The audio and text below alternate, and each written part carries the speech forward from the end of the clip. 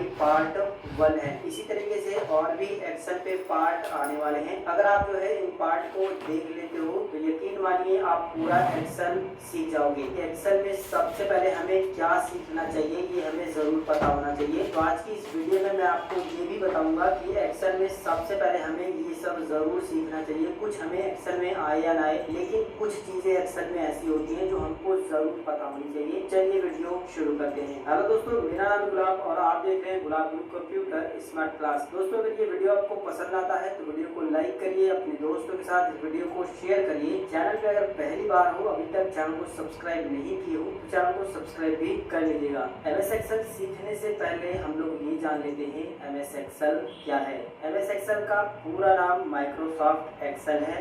MS Excel को Microsoft company के द्वारा बनाया गया है। इसे शॉर्ट में जो है एक्सेल भी कहा जाता है।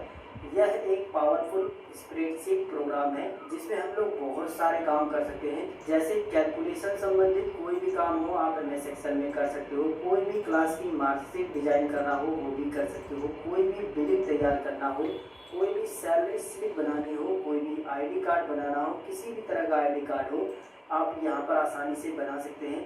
साथ ही साथ किसी भी तरह का डाटा एंट्री का काम है ना, वो भी आप एमएस एक्सेल में बहुत ही आसानी से कर सकते हैं। इन सभी काम के अलावा और भी बहुत सारे काम जो है आप एमएस एक्सेल में बहुत ही आसानी से कर सकते हैं। तो यहाँ से आपको ये क्लियर हो गया होगा कि एमएस एक्सेल क्या है।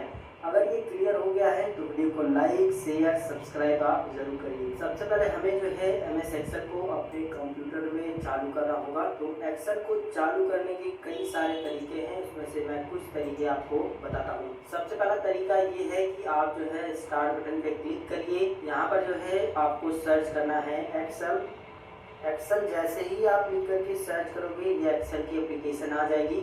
आप जो है इस पर क्लिक करके इसको जो है ओपन कर सकते हो। दूसरा तरीका ये है कि आप स्टार्ट बटन पे क्लिक करिए, यहाँ पर ऑल ऐप्स पे जाइए, यहाँ पर आपको जो है एक्सेल की एप्लीकेशन मिल जाएगी। आप इस पर भी क्लिक करके इसे ओपन कर सकते हो। तीसरा तरीका ये है कि आप इस पर क्लिक करिए और यहाँ पर जो भी आप प्रोग्राम को यहाँ पर पिन किए रहोगे, यहाँ पर आपको माइक्रोसॉफ्ट एक्सेल भी मिल जाएगा। आप इस पर बस क्लिक करिए, एक्सेल चालू हो जाएगा। तीसरा तरीका ये है कि आप राइट बटन क्लिक कीजिए अपने डेस्कटॉप पे और यहाँ पर न्यू पे जाइए और यहाँ पर जो है आप देखोगे माइक्रोसॉफ्ट एक्सेल का वर्कशीट लिखा हुआ है, इस पर क्लिक करिए। इस तरीके से एक शॉर्टकट बन जाएगा। आप इस पर डबल क्लिक करिए, एक्सेल चालू हो जाएगा। अगला तरीका ये है कि आपको जो है विंडोज के साथ आर बटन दबाना है और ये जो रन कमांड खुलती है इसके अंदर आपको टाइप करना है एक्सेल। एक्सेल की स्पेलिंग बिल्कुल भी गलत नहीं होनी चाहिए। एमएस एक्सेल नहीं लिखना है, सिर्फ एक्सेल ही लिखना है। ये स्पेलिंग आप देख लीजिए। एक्सेल लिखने के बाद आप इसे ओके करिए, एक्सेल खुल जाएगा। तो इन तरीकों से जो है आप एमएस एक्सेल को चालू कर सकते हैं। अब बात करते हैं एमएस एक्सेल के परिचय के बारे में कि किस पोजीशन को क्या बोला जाता है। तो आपको सबसे ऊपर की साइड में ये मिल जाता है ऑफिस बटन।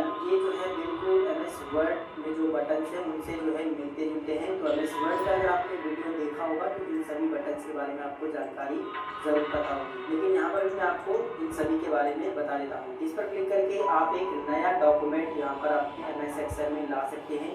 इस पर क्लिक करके अगर पहले से आपने कोई एमएस एक्सेल में फाइल को बना करके सेव किया है तो उसे ओपन कर सकते हैं।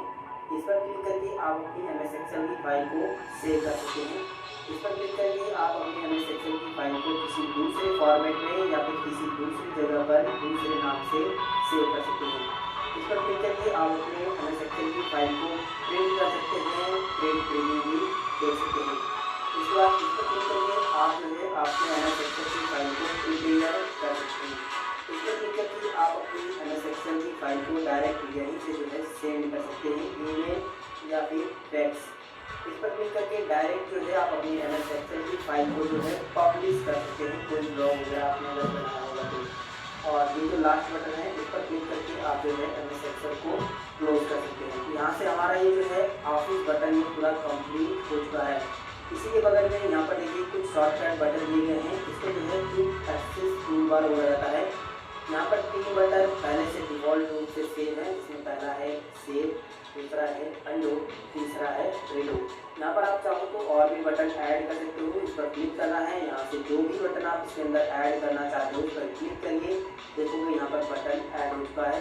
इसके बाद दोबारा से आप इस पर क्लिक करिए, कोई दूसरा बटन ऐड करना चाहते हो तो ऐड हो जाएगा। इसके बाद आप इस पर दोबारा से क्लिक करके यहाँ पर जो है कोई बटन हटाना चाहते हो तो बस उस पर क्लिक कर दीजिए, वो बटन यहाँ से हट जाएगा। क्विक एक्सेस टूल बार से हम कोई भी काम जल्दी से यहाँ पर कर सकते हैं, इसीलिए टूल दिया होता है। और इसी के बगल में ये जो व्हाइट कलर की पट्टी दिख रही है जिसमें माइक्रोसॉफ्ट एक्सेल लिखा हुआ है, इसको जो है टाइटल बार बोला जाता है। और इसी के राइट साइड में यहाँ पर एक मिनिमाइज का बटन है, आप इस पर क्लिक कर लोगे तो MS एक्सेल मिनिमाइज होकर के आपके टास्क बार पे आ जाएगा और आप इस पर क्लिक करके दोबारा से इसे ओपन कर सकते हो। यहाँ पर एक बटन मिलेगा रीस्टोर का, आप इस पर क्लिक कर लोगे तो आपकी एक्सेल जो है छोटे इस तरीके से छोटे फाइल में आ जाएगा। और आप चाहो तो इस पर क्लिक करके इसे जो है दोबारा से बड़ा कर सकते हो, दोबारा से क्लिक करके छोटा कर सकते हो। इसी के बगल में एक बटन है क्लोज का, इस पर अगर आप जो है क्लिक कर देते हो तो MS एक्सेल आपका पूरा बंद हो जाएगा। अगर आप चाहते हो कि इस विंडो को और छोटा करना तो आप इस तरीके से कॉर्नर क्लिक करिए और माउस का लेफ्ट बटन दबा करके एक्सेल की जो फाइल खुली हुई है इसको जो है और भी छोटा बड़ा यहाँ से आप जो है कर सकते हो, जितना बड़ा छोटा चाहिए उतना बड़ा चाहिए। अगर आप जो है इसको छोटा कर देते हो कुछ इस तरीके से और इसको उठा करके यहाँ पर लाना चाहते हो तो आप जो है टाइटल बार है इसी पर आपको माउस का लेफ्ट बटन क्लिक करके रखना है और इस तरीके से ड्रैग करके यहाँ पर ला करके छोड़ देना है। इस तरीके से आप जो है MS एक्सेल की फाइल को इधर उधर भी लेके जा सकते हो। यहाँ पर करते हैं इसको बड़ा। अब बात करते हैं हमारे ये ऊपर का साइड का कंप्लीट होता है। इसी के ठीक नीचे जो स्काई ब्लू की पट्टी दिख रही है इसको जो है रिबन बोला जाता है। रिबन में ही जो बटन दिए गए हैं इनको टैब बोला जाता है या फिर मेनू बार बोला जाता है। प्रत्येक मेनू बार में अलग अलग भाग में अलग अलग बटन दिए गए हैं जो कि हम लोग इनके बारे में अभी सीखेंगे। रिबन के ठीक नीचे ही देख सकते हो यहाँ पर एक पट्टी है, इसको जो है फार्मूला बार बोला जाता है। इस पर आप लेके जाओगे माउस तो यहाँ पर दिखाई देगा फार्मूला बार लिखा हुआ है। इसी के जो पहले है ये नेम बॉक्स है। नेम बॉक्स में हम जिस भी सेल में काम करेंगे उसका नाम दिखाई देता है और फार्मूला बार में जो है हम कोई भी एक्सेल में फार्मूला लगाएंगे तो उसका यहाँ पर फार्मूला दिखाई देगा। और इस फार्मूले को आप जो है फार्मूला बार ये जो है उसको थोड़ा सा नीचे बड़ा भी कर सकते हो। यहाँ पर देखिए एक बटन, इस पर क्लिक करोगे तो थोड़ा सा बड़ा हो जाएगा। ये तब हमारे काम में आता है जब हम बड़े से बड़ा फार्मूला इस्तेमाल करते हैं। तो इसको करते हैं छोटा। इसी के ठीक नीचे देखो बुक 1 करके आ रहा है और ये जो दिख रही है बुक 1 इसको जो है शीट्स बोला जाता है। आप इसे स्प्रेडशीट भी बोल सकते हो। इसमें जो है देखिए ABCD इस तरीके से दिए गए हैं। ABCD में जो दिया गया है ये इसको जो है कॉलम बोला जाता है और ये जो 1 2 3 4 5 इस तरीके से दिया गया है ये रो है। ठीक है, 1 2 3 5 ये रो है और ABCD ये जो है कॉलम है। देखिए कॉलम और रो जहाँ पर एक दूसरे को काटते हैं और ये जो बॉक्स बनता है इसको सेल बोला जाता है। कॉलम और रो के कटान बिंदु को जहाँ पर ये बॉक्स जहाँ पर वो लोग एक दूसरे को काटती हैं उसके बाद ये जो बॉक्स बनता है इसको सेल बोला जाता है। ये आपको ध्यान देना है। तो यहाँ से ये भी क्लियर हो गया कि सेल किसे बोलते हैं। तो देखिए सेल जब हमारे कॉलम और रो जहाँ पर एक दूसरे को काटते हैं और वो जो बॉक्स बनता है इसको सेल बोला जाता है। और जहाँ पर भी आप क्लिक करोगे कुछ इस तरीके से ब्लैक ब्लैक आप करके आ रहा है तो ये एक्टिव सेल है, यानी कि जब हम लोग जो है काम करेंगे तो इसी सेल में काम करेंगे। ठीक है, अगर मैं कुछ टाइपिंग करूँगा तो इसी सेल में होगा क्योंकि यही जो है एक्टिव सेल है। जिस भी सेल में हमें काम करना होगा सबसे पहले इसको क्लिक करना होगा यानी इसको सेलेक्ट करना होगा। एक्सेल में रो की संख्या और कॉलम की संख्या ये आपको ज़रूर पता होना चाहिए क्योंकि एक्सेल में कई बार जो है इस पर क्वेश्चन बन चुके हैं। देखिए सबसे पहले तो हम लोग जो है यहाँ पर देखिए फर्स्ट वाले रो में हैं और अगर हम लास्ट रो में जाना चाहते हैं तो कंट्रोल के साथ आपको जो है डाउन एरो बटन दबाना है तो आप डायरेक्ट जो है सीधा लास्ट वाले रो में चले जाओगे और यहाँ पर देख सकते हो 10,48,576 रो है यहाँ पर, ये आपको ध्यान देना है। फिर से कंट्रोल के साथ अप वाला एरो बटन दबाना है ऊपर वाला तो आप पहली वाले जो है रो में आ जाओगे। इसी तरीके से आपको ये भी पता होना चाहिए कि आपके एक्सेल वर्कशीट में जो है कितने कॉलम है। ये पता करने के लिए आप यहाँ पर भी क्लिक कर सकते हो। क्लिक करने के बाद देखोगे नेम बॉक्स में जो है सभी दिखा रहा है 10,48,576। R का मतलब रो है और 16,384 कॉलम है। C का मतलब कॉलम है, आप यहाँ पर देख सकते हो यहाँ पर। ठीक है, देखिए 10,48,576 R का मतलब रो, 16,384 C का मतलब कॉलम। ये अगर आप जो है लास्ट कॉलम में जाना चाहते हो तो कंट्रोल के साथ राइट वाला एरो बटन दबाइए तो आप लास्ट कॉलम में यहाँ पर आ जाओगे। अगर फर्स्ट कॉलम में जाना चाहते हो तो आप जो है कंट्रोल के साथ लेफ्ट वाला एरो बटन दबाइए तो आप जो है फर्स्ट कॉलम में यहाँ पर आ जाओगे। तो यहाँ से कॉलम, रो, सेल, कितने कॉलम कितने रो, ये सब पूरा क्लियर हो जाएंगे। ठीक है, अब बात करते हैं इस सीट में आपको 3 डिफ़ॉल्ट सीट मिलती है। पहली सीट हमारी ये एक्टिव सीट कहलाती है, यानी इस सीट पे हम लोग काम कर रहे हैं और ये डी एक्टिव सीट है 2 और 3। एक्सेल में डिफ़ॉल्ट जो है 3 सीट होती है। ये 2007 वर्जन में इस्तेमाल कर रहा हूँ। अगर आप जो है इसके ऊपर का वर्जन जैसे 16, 19, 21 इस्तेमाल करते हो उसमें एक ही सीट करके आता है, लेकिन 2007 में जो है 3 सीट डिफ़ॉल्ट आती है। आप बारी बारी से इस पर क्लिक करके सभी सीट पर काम कर सकते हो।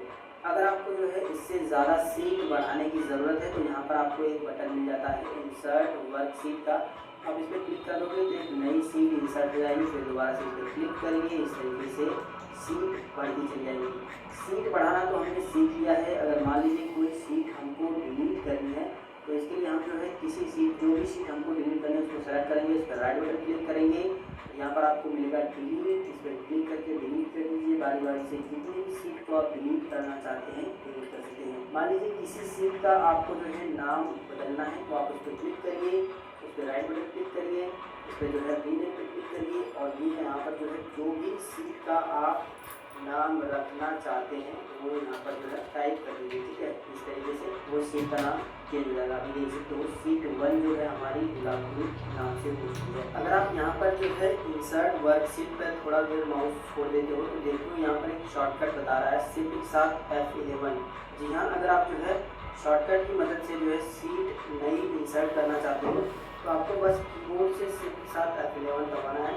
जितनी बार आप दबाओगे उतनी नई सीट आ जाएगी। बस आपको ये ध्यान देना है कि जब आप शॉर्टकट से सीट इंसर्ट करोगे तो वो आगे की साइड में ऐड होगी। देखिए 8, 9, 10 कर ये आगे की साइड में हो रही है, लेकिन अगर आप इस पर क्लिक करके इंसर्ट करोगे तो ये पीछे की साइड में, मतलब इस साइड में इंसर्ट होती है। तो इस तरीके से आप शॉर्टकट से भी जो है सीट इंसर्ट करा सकते हो। तो इस तरीके से आपने सीट इंसर्ट करना, सीट को डिलीट करना, सीट का नाम चेंज करना, ये सब सीख लिया होगा। देखिए इसी पट्टी में राइट साइड में एक यहाँ पर देखिए इस तरीके से एक बटन है, इसको बोला जाता है स्क्रॉल बार। देखिए ये वर्टिकल स्क्रॉल बार है और यहाँ पर देखिए एक वर्टिकल स्क्रॉल बार है। ये तब हमारे काम में आता है जब हम सीट में ज़्यादा काम कर रहे हैं तो स्क्रॉल करने के काम में आता है, ऊपर से नीचे जाने में।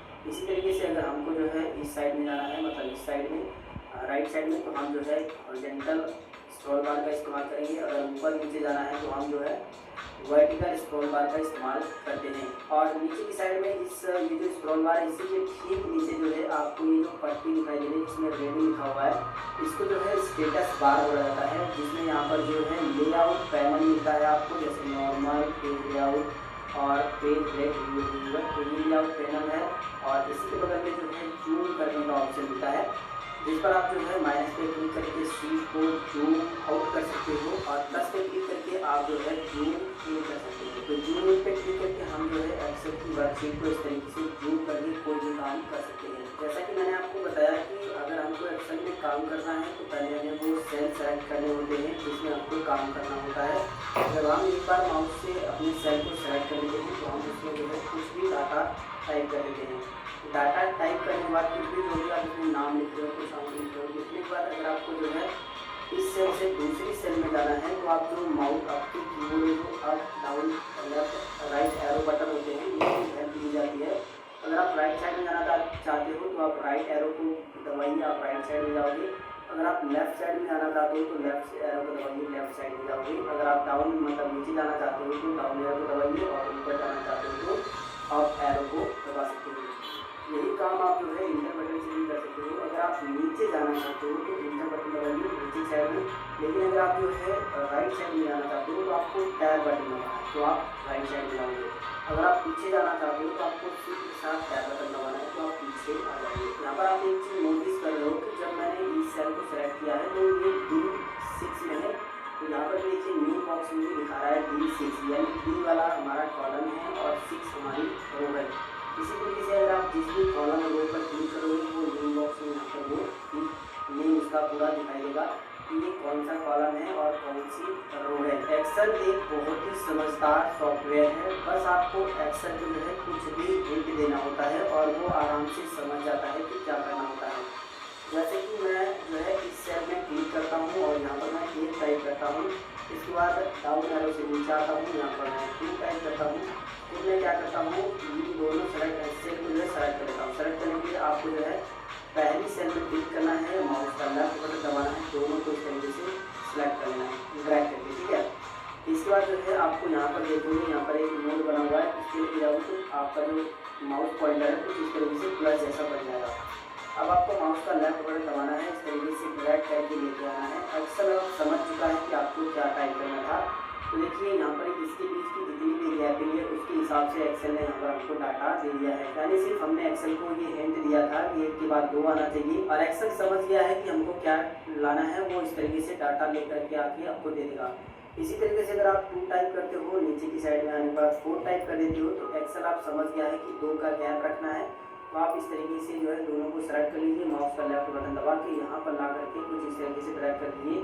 तो एक्सेल देखो भली भांति ही पूरा प्रॉपर तरीके से एकदम सही 2 का टेबल यानी 2 का पहाड़ा यहाँ पर रख चुका है।